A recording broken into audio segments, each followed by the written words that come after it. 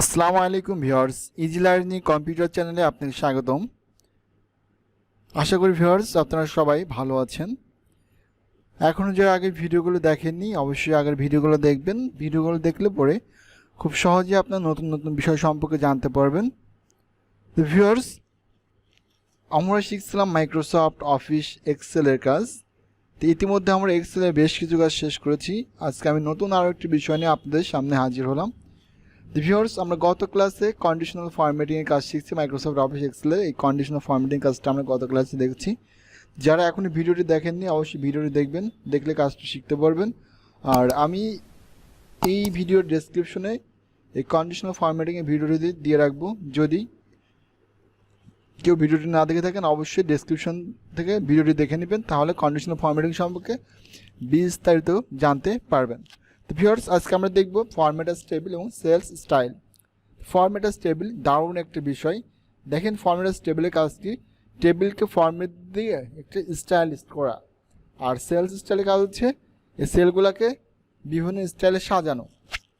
তো ভিউয়ার্স, আমরা এখন ফরম্যাট অ্যাজ টেবিলে ক্লিক করব। সেজন্য আমরা যেটা করব, আমরা যতটুকু কাজ করছি এই কাজের মধ্যবর্তী কার্সারটা রাখবো, অথবা টোটাল কাজটা আমরা সিলেক্ট করে নিতে পারি। তা আমি এখান থেকে ব্ল্যাঙ্ক ঘরটা ডিলিট করে দিচ্ছি, delete entry row. Okay viewers, আমি যতটুকু কাজ করছি কাজটা আমরা সিলেক্ট করতে পারি একবার টোটালিটি, অথবা আমরা এই কাজের মধ্যবর্তী কার্সারটা রাখবো। কার্সারটা রাখার পরে আমরা এখান থেকে ফরম্যাট অ্যাজ টেবিল আসবো। ফরম্যাট অ্যাজ টেবিল আসবে, দেখেন ভিউয়ার্স এখানে অসংখ্য ফরম্যাট কিন্তু দেওয়া আছে। তাই আপনি এখান থেকে কোন ফরম্যাটটা চুজ করবেন সেটা আপনার ব্যাপার। তো আমি হচ্ছে এখান থেকে জাস্ট এই ফরম্যাটটা চুজ করলাম। এই ফরম্যাটটা দেখেন ক্লিক করার পর আমার কিন্তু টোটালিটি ঘরটা সিলেক্ট হয়ে গেছে। দেখেন এখানে কিন্তু আমাদের সমান সমান দেখেন একটা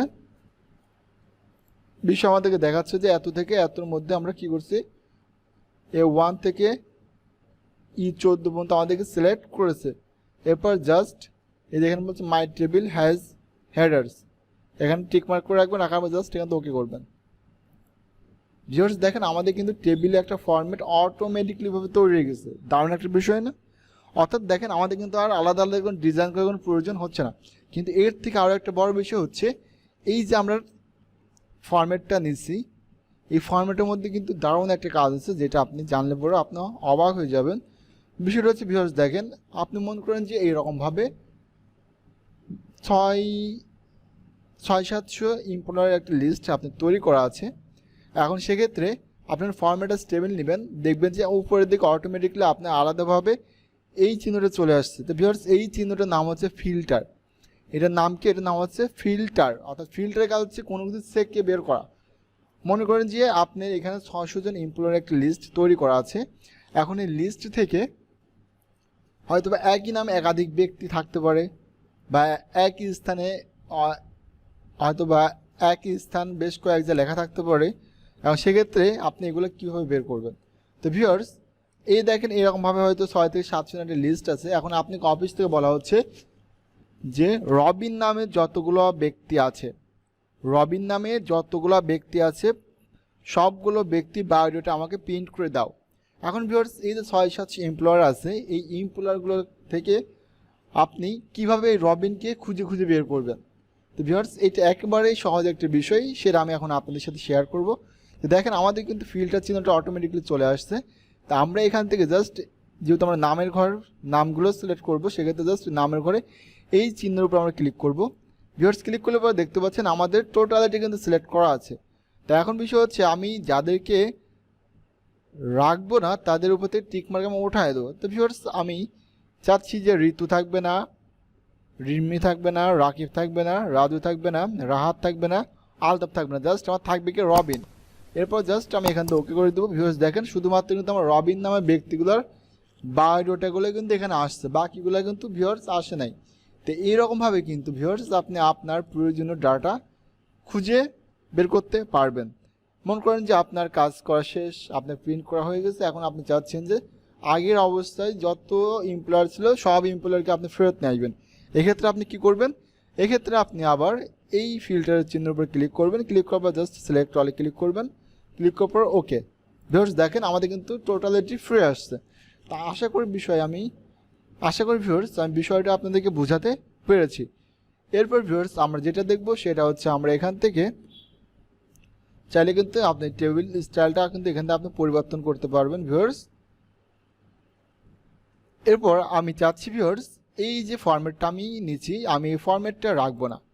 এখন এই ফরম্যাটটা যদি আপনি ওঠাতে চান সেক্ষেত্রে আপনি কী করবেন ভিউয়ার্স, এই জন্য আমরা হোম মেনুতে আসবো। আসার পরে আমরা এখান থেকে টোটালিটি সিলেক্ট করব।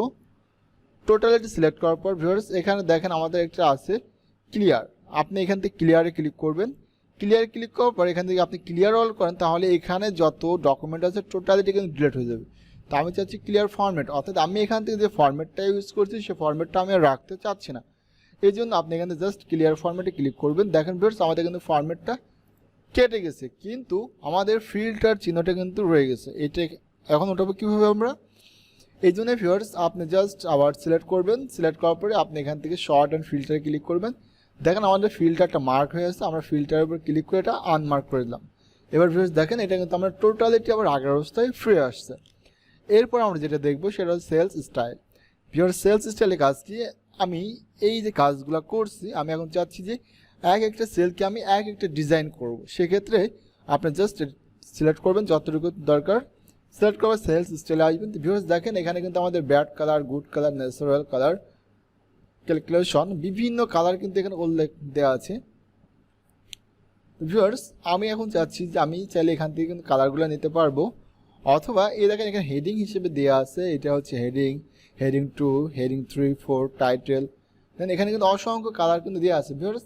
তো দেখেন একটা বিষয় এখানে পার্সেন্ট হিসেবে কালারগুলো উল্লেখ করা আছে। এটা 100%, এটা 60%, এটা 40%, এটা 20%।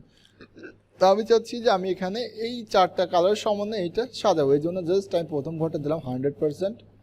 এরপরে দ্বিতীয়গুলো আমি সিলেক্ট করব, এতটুকু সিলেক্ট করলাম। এতটুকু সিলেক্ট করার পরে ভিউয়ার্স আমি আবার এখান থেকে সেলস স্টাইলে আসবো। আসার পরে আমি 60% দিলাম, অর্থাৎ 60%। এরপর আমি আবার সিলেক্ট করব যতটুকু প্রয়োজন। সিলেক্ট করার পর আমি আবার এখান থেকে সেলস স্টাইলে আসবো। আসার পরে 40%। এরপর ভিউয়ার্স আমি আবার সিলেক্ট করব। সিলেক্ট করার পর আমি এখান থেকে সেলস স্টাইলে আসবো। আসার পরে এখান থেকে আমরা কোনটা দিব 20%। ভিউয়ার্স দেখেন এখন কিন্তু আমার একটা ঘরের মধ্যে কিন্তু বিভিন্ন ধরনের, অর্থাৎ একটা কাজ করছি কিন্তু একটা কাজের মধ্যে 4টা কালারের কমিউনিকেশন আমরা করছি। তো ভিউয়ার্স এখন আমরা যেটা করব এটা কিন্তু আমার স্পষ্টভাবে কিন্তু আমরা বুঝতে পারছি না। এই জন্য আমরা কী করতে পারি, আমরা এই ঘরটাকে সিলেক্ট করব।